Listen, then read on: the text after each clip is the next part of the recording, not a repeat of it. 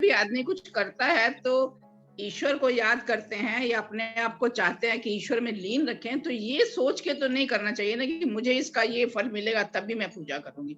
हाँ नहीं, नहीं, ये भी आप नहीं, तभी तो पूजा कर बात अलग है। लेकिन अगर आप फल को सोच के कर रहे हैं तो फिर आप जो है साधक हो गए, तो आपकी जो हाँ, प्रक्रिया है वो उत्तरोत्तर ढंग से बढ़ती रहेगी।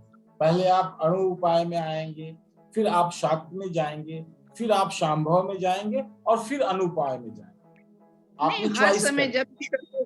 जब ईश्वर को याद करें, जब भी करें, करना तो 24 घंटे चाहिए, लेकिन हर बार मन में ये नहीं होना चाहिए कि अगर मैं भगवान की पूजा कर रही हूँ मुझे इसका ये फल मिले। नहीं, फल तो ईश्वर देगा ही देगा, वो तो अपने हिसाब से देंगे ना, हमारे चाहने ना चाहने से तो फल नहीं मिलेगा।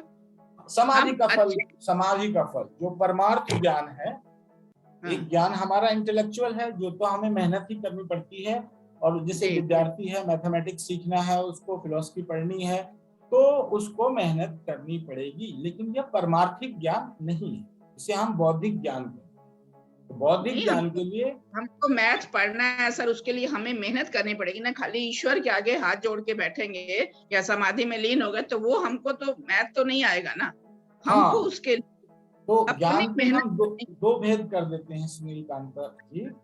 एक बौद्धिक ज्ञान हाँ, और एक परमार्थिक ज्ञान। तो जी, समाधि जो है वो परमार्थिक ज्ञान के अंतर्गत आती है।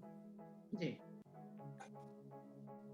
तो परमार्थिक ज्ञान में हम कॉज एंड इफेक्ट्स का नियम नहीं लगा पाते, तो इंटेलेक्चुअल में लगा पाते हैं कि एक लड़का सुबह 4 बजे उठता है, 6 घंटे पढ़ता है और इस सब्जेक्ट को पढ़ रहा है, तो निश्चित ही वह उस सब्जेक्ट में पारंगत होगा और उसका इंटेलेक्चुअल नॉलेज उस सब्जेक्ट में बढ़ेगा। वह उसके कर्म का फल है, उसकी मेहनत का फल है, इंटेलेक्चुअल नॉलेज। लेकिन परमार्थिक में हम ये बात नहीं कह पाते हैं कि एक व्यक्ति 60 साल से सुबह उठ के 4 बजे से शंख बजा के रोज भगवान की पूजा कर रहा है तो उसको परमात्मा मिलेगा, और एक व्यक्ति चुपचाप लेटा हुआ है उसको नहीं मिलेगा।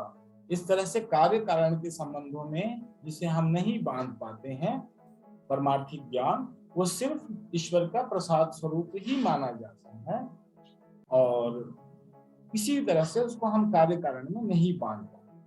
सिर्फ हम समझाने के लिए ये 4 कैटेगराइजेशन है कि इतने तरीके से लोगों ने इसको अनुभव किया है।